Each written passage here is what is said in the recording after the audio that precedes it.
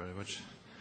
Mr Chairman, Minister, Ambassador, guests, I'm delighted that I got an introduction as a former Minister, because I lasted 7 weeks on the last occasion, but we might do a bit better on the next. But it's actually very much in sync with political accountability and transparency of decision-making and all those lovely buzzwords. You now have somebody in front of you that has seen it all before and seen it in action.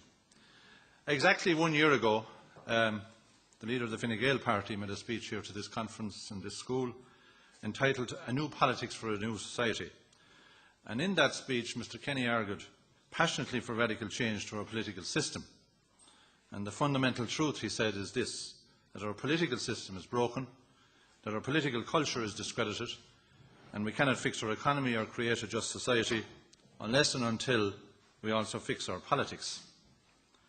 So the government and certain sections of the media want you to believe that all politicians are the same and that no political party has the courage or the determination to fix our broken political system. So I'm here to tell you that you're 100% wrong, and this is the reason why. In March of this year, Fine Gael published a new politics document, the only political party with a radical set of proposals to deal with political reform since the 1930s. So a lot of work has gone into it, a lot of research, a lot of consultation, and it's still a document that has, I think, stood the test of the last few months. We are also the only party that has a front bench member dealing with political reform. So I want to say here this evening that the new politics document is not an optional extra for Fine Gael. It's central to our party's vision for the transformation of Ireland and will be one of the key planks on which Fine Gael will fight the next general election. Some have argued that political reform in Ireland should not be a priority, that our collective energies would be better devoted to rescuing our economy and creating the tens of thousands of jobs that are necessary and that our people so desperately need. But the economy must, of course, be our number one priority. And Enda Kenny will address those matters later in the week. But however, we are convinced that real political reform is also essential for the reasons that I want to set out. We believe that political failure lies at the heart of Ireland's economic collapse. You can't fix one without fixing the other. The biggest political failure belongs, of course, I would say this to Minister Martin, the government.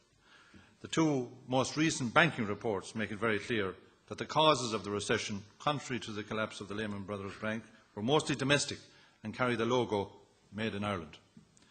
It was government policy that ensured that the banking crisis was not dealt with before it was too late, but it is also government policy which ensured that the interests of the banks and their investors, once the crisis was upon us, were given priority over the citizens of this country. Unfortunately, several key witnesses in Ireland's political system facilitated these failures, and in particular, we have one of the most centralised states in Europe, built around a system of government which has few, if any, real checks and balances. We have an executive with so much power that it can and does largely ignore the Dáil. We have a permanent government composed of senior civil servants and members of state agencies, which is largely unaccountable to anyone. And finally, we have an outdated budget and fiscal system that makes it extremely difficult to manage the state's finances properly. It's one of the great ironies of Irish history that while our people rejected British rule, the British Westminster model of government was retained in this country with very little change. However, if the last decade of misrule has proven anything, it is that modern Ireland cannot be governed effectively by a system originally designed for 19th century Britain. So what are the key changes that the new politics document would like to introduce? Firstly, we'll ask the people in a referendum whether they will wish to have a unicameral chamber by abolishing the Seanad. As part of that same referendum, we would also ask the Irish people to approve of a series of changes to other institutions of the state. For example, we want to create a new civil court of appeal and to allow Irish citizens living abroad to vote in presidential elections. Secondly, we want to fundamentally reform the Dáil. We reform the Dáil committee system so that it can truly hold the government to account, completely modernise the budget system and change the way that legislation is passed to make it much more efficient and responsive. We also introduce a petition system to allow the people to have direct access to have their concerns directly considered by the Dáil, similar to the European Parliament. Thirdly, we would like to pass legislation to strengthen freedom of information, to register all lobbyists, to protect whistleblowers in the private and public sector, and to allow the Standards and Public Office Commission to launch its own investigations rather than reacting to complaints presently. We would also like to introduce a series of reforms to strengthen local government and give it a real role in the running of this state. Fine Gael believes that power must be devolved so that decisions about local services are taken as close as possible to the people.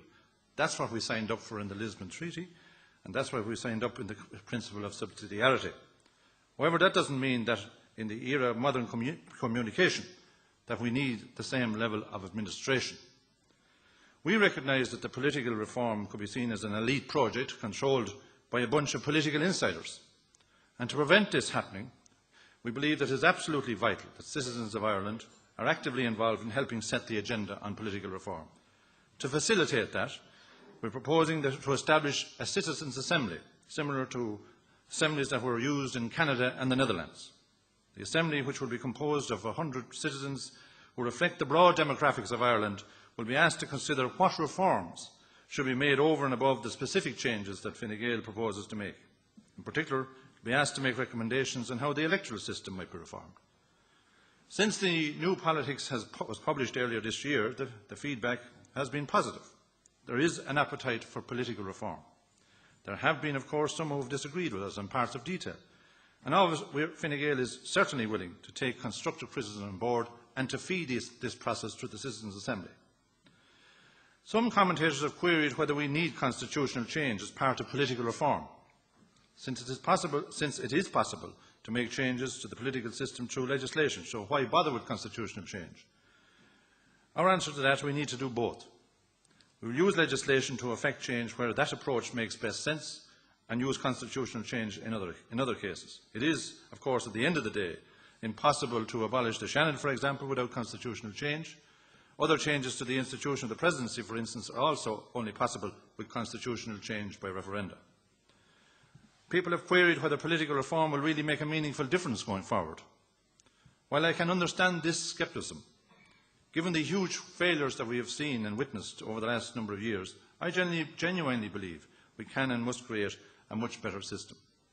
We can prevent future governments from behaving recklessly with the state's finances by reforming the budget system and by requiring them to abide by certain key fiscal rules.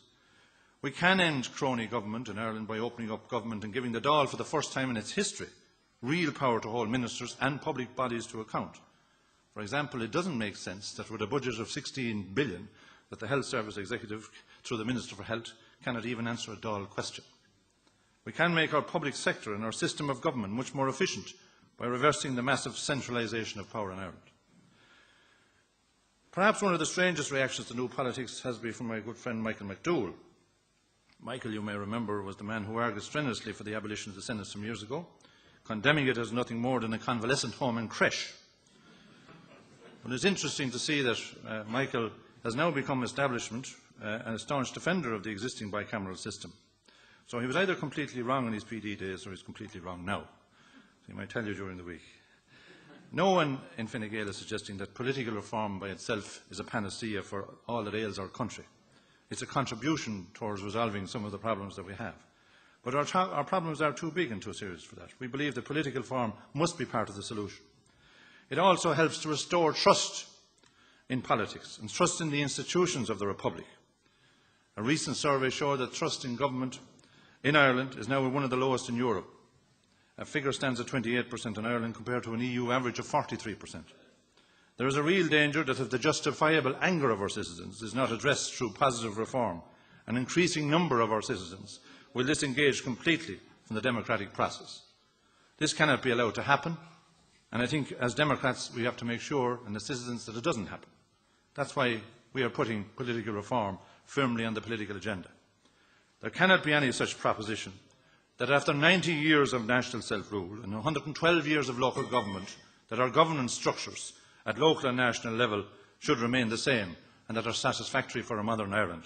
I don't think so, Fine Gael doesn't think so, and we're serious about political reform. Thank you very much.